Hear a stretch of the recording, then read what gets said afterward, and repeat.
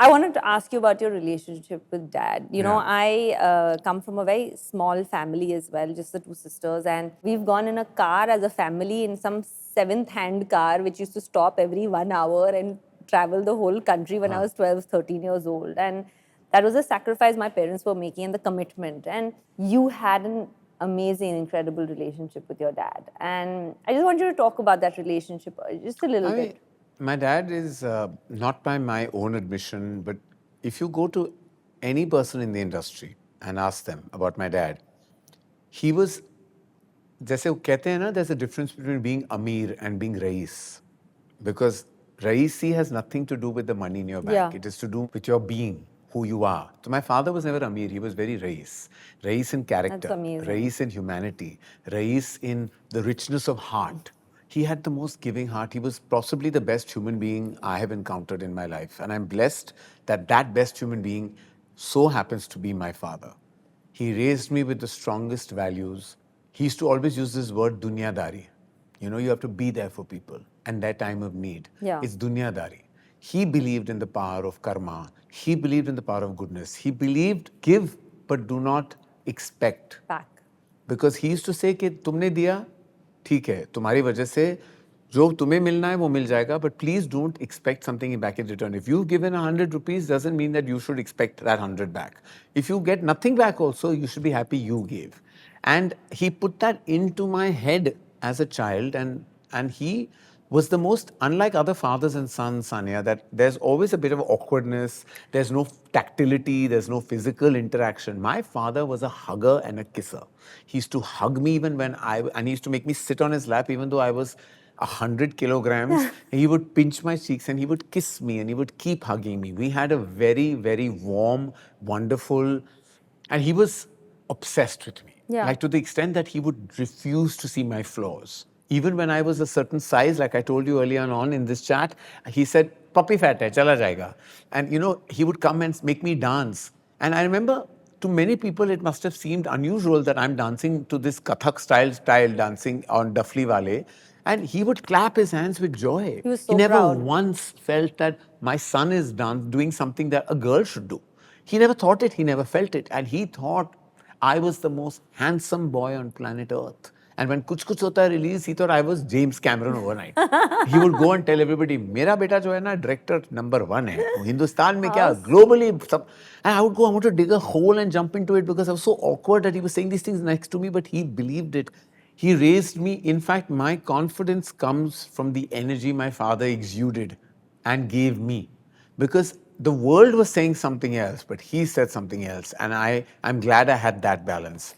Yeah. And it's so refreshing to hear, right? Because in times where, like you said, fathers and sons, their relationships are super complex a lot of the times. And yours was the opposite of that. He was not my hero. He was like my fan. He was my fan. Like I was obsessed with his obsession for me. And like it was like there was nobody better. He had blinkers on when it came to me. Like my poor mother was trying to discipline me, giving me 25 rupees a week. And then my father would give me 100 at the end. So I always had more pocket money, though we were least affording. I had more pocket money than all the kids in my class because of my dad. He would just spoil me. My mother would discipline me. If I woke up in the morning with even a sneeze, he would say, "Soja, school mat ja."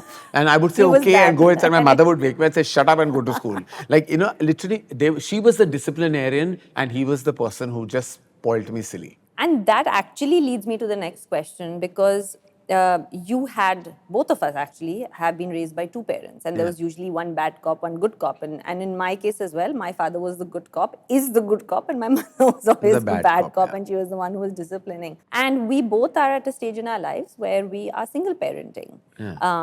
Me to a large extent, and you almost fully, right? And you do have your mom who helps you. But tell us a little bit about that, because yours was actually by choice. I think it was something I've always wanted. I feel like I'm inherently a parent, even when I wasn't. I've always had, you know, feelings of paternal instincts towards the kids I worked with in the movies or the kids I've mentored as a director. Like Alia, Varun. Alia and Varun and all of them. And like, I just felt I always wanted, but I somehow knew that it was a decision I had to take along with my mom.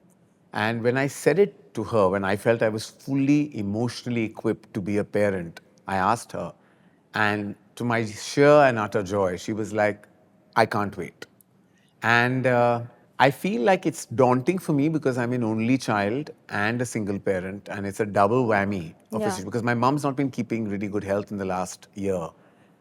She had a stroke last December, and from then on, she's not been able to do what she was doing as a co-parent. She's also 83 years old. So it is not easy, you know that, and I have twins, so I have double the issues. I'm the only dad on 2 WhatsApp moms groups. Yeah. I'm the one who has to schedule their lives, give the time, and balance it by running a company and be there for my mom. Yeah. It's overall overwhelming, but that joy of just having that love, being Yeah. the proud recipient of the love, when they come and give you that hug. That hug. And It doesn't matter I'm to them. sad to say this, but I never want them to be unwell. I always want them to be happy. But the moment they hug you when they have a tear in their eye and you feel like because now kids have stopped hugging the way they used to when they were 3 and 4. Now you have to beg for that love. Yeah. Because there's nothing doing because I am like my dad.